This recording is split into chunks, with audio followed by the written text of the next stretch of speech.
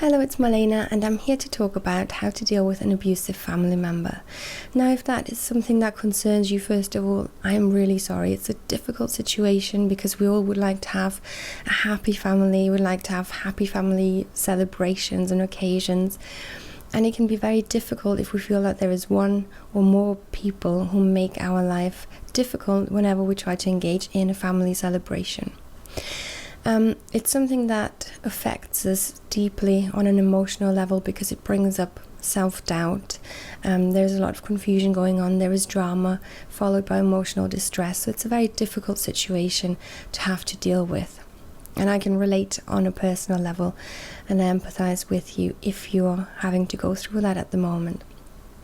The problem is that if someone is abusive towards us, if someone is looks unreasonable, very challenging, confrontational, manipulative, all those kinds of things, it's very easy for us to focus all our attention on them. We watch what they say, we watch what they do, we check how they feel to see if we detect any mood swings, if there's something we have to adjust to keep ourselves safe, to keep ourselves out of the damage zone. Okay, the problem is that our attention is focused away from us. Our focus is not on us. And so we are kind of blind to what's going on for us, how we behave and how we react. So when we deal with abusive family members, it's very often, set boundaries with them, tell them this, do that. It's like, that is not going to work. You have tried it, right? I've tried it for years and years and years and years. It never works. Because people who don't want to respect you will not respect you. It does not matter what you try. It does not matter how you talk to them. It does not matter how you try to reason with them. They will do whatever they want to do. Okay? The only thing you can do is take your focus away from them, back onto yourself, so that you have got the capacity, the space in your mind to examine, explore and evaluate what it is you want to do in this situation. What kind of version of yourself do you want to be? What's required of you to deal with this situation? So it might be unorthodox, it might not be what you want to hear, but I know from personal and professional experience that we cannot change other people. I cannot love abusive behaviors out of someone. I cannot earn their love by sacrificing myself or letting them disrespect me. The only thing I can do is minimize the damage their behavior has on me, like the impact their behavior has on me. And so I have to focus on myself. Do I have to set boundaries? Definitely. Do I think that they will get respected? Not so much, but we can try, we can practice. How we often get into trouble is by trying to justify or explain our boundaries, and then we're already drawn back into an argument. So step number one, focus on yourself. Okay, how do you feel in this situation? Is it comfortable? Does it feel healthy to you? Does it feel like you're doing yourself any favors keeping yourself in this situation? Explore that, see what happens. I think we all know the answer to that one. But next, it's about identifying what it is you want and don't want. Now, habitually you'll go, I want them to be nice. I don't want them to say these things to me. Can you see how your focus is away from you? It's not asking, how do I want to react in this situation? How do I want to respond? What kind of person do I want to be?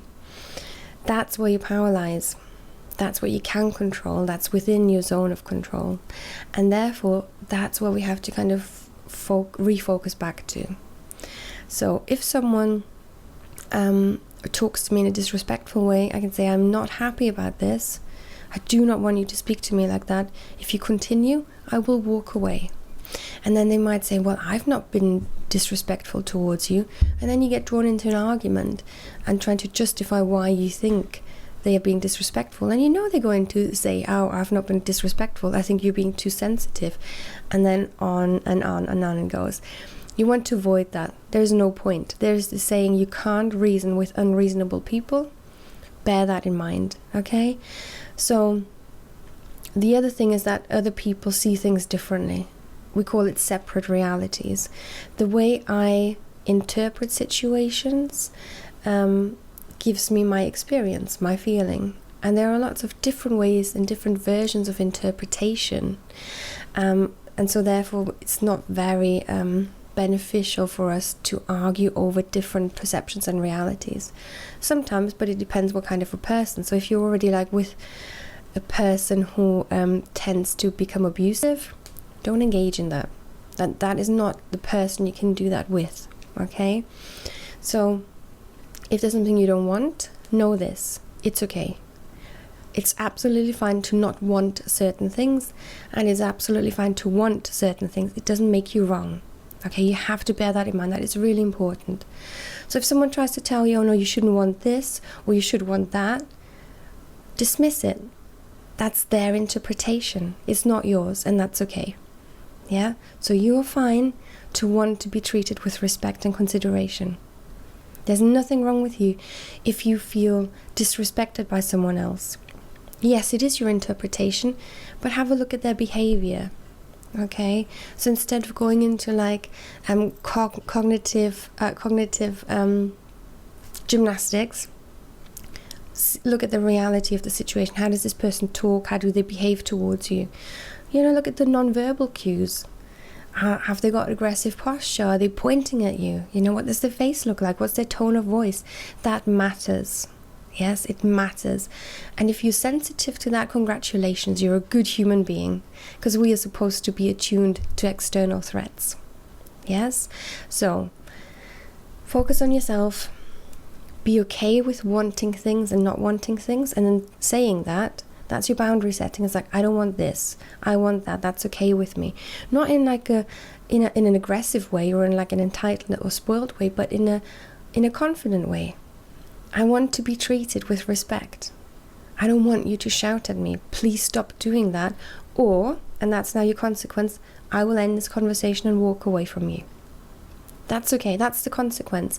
The problem many people have is not enforcing the consequence. So you can state boundaries all you like. You can even try to explain and justify them, which will get you nowhere.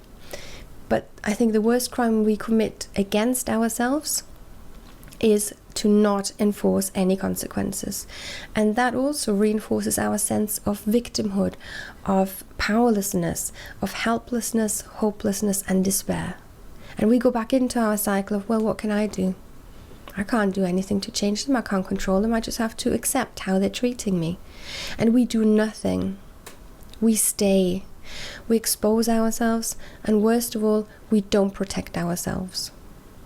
And I think that's ultimately where this whole process has to lead to, is developing your inner protector that will step up in those situations and say, not with me, hang on. If you have got a problem, we can talk about it nicely. The second you start to be disrespectful or abusive, I'm out of here. I'm not being spoken to like that anymore. And you can say that in a very calm and confident and kind way. There is no need for you to kind of betray yourself, freak out on people, have to go all aggressive. That is not required. You can still be kind. You can still be gentle. But you can have a strength that other people will come to respect. And those that struggle to respect anything won't respect you, not because you're doing anything wrong, but because they don't have those skills. And you walk away from them because it's not safe for you, and you have learned to protect yourself. And that means not exposing yourself to people who are harmful to your well-being, because they cannot be safe for themselves and other people at this point. They may change, it is possible. I have seen it happen, not in my personal life, but with clients. But first and foremost, it is about self-parenting. And that means choosing the right environment for you to grow in, to thrive in, to heal in. So I guess this situation with abusive family members is difficult. We're just going to summarize, because you don't want to alienate your whole family. You still want to be part of this family, but there are some members that might make it difficult for you. Learn to focus on the members that aren't like that. And then don't engage in conversations about the more abusive ones, right? Because otherwise, all your focus is on them again. Get together with the nice family members. Learn to connect, talk about yourself, open up share with them what's going on for you without focusing on the abusive family members. So this is about learning to connect in healthy ways with people who are open to doing that. You can't expect to know how to do it. You can't expect them to know how to do it either. You can practice with each other, okay? While taking the attention and focus away from the people that don't deserve your attention and your focus. So it's like you take the focus away from them. That means you have more energy to put into learning how to have more enjoyable and fulfilling experiences with people who are not like that, okay? At the same time, you're strengthening your self-esteem because you're doing something that's good for you. You're standing up for yourself. And that means you practice. And sometimes you won't do it, and that's okay. This is not about being perfect. It's not about perfection or progress even. It's about the process that you're going through that sends you send yourself the message that you now value yourself enough to not let people harm you or affect you negatively, because you know, right? You're going to have a conversation with them. You will end up feeling worse about yourself. You're not playing their game anymore. It hurts when people treat you badly. There is nothing wrong with that. That is normal. You're healthy. Yeah? But it's about learning how to respond to that, because there will always be those kinds of people who are harmful to us. And we have to learn how to adapt to that. Not with fear and hostility, but with compassion for them and ourselves by walking away. Because otherwise we're just pouring fuel into the fire. We're opening ourselves up to being part of this dynamic. And by taking our focus away from them, we're putting our focus on ourselves. We're having some more energy for dealing with other people who are not like that, responding to ourselves in sensitive ways, getting more attuned to what we want and don't want. And we thereby create a different cycle of relating to ourselves and other people. So it's a difficult situation. It doesn't have to be all harsh and punitive and aggressive. It can be gentle, where you say, I'm not doing this anymore. I'm not playing this game anymore. I'm not part of it. I refuse to feel powerless over it, which only happens if your focus is away from you. The second you focus back on yourself, you see what is within your zone of control, you will not feel out of control and helpless and hopeless anymore. And that's what recovering from codependency is all about, learning to take the power back that you have always had, but you just didn't know you had it. Because no one taught you. No one taught me. I didn't know either. And so we're learning this together. So I hope you found this helpful and useful. Put your comments, your questions in the comments. I'm always happy to hear from you. And if you've got any other question, bring it in and I will do a video for you on that one too. Take care.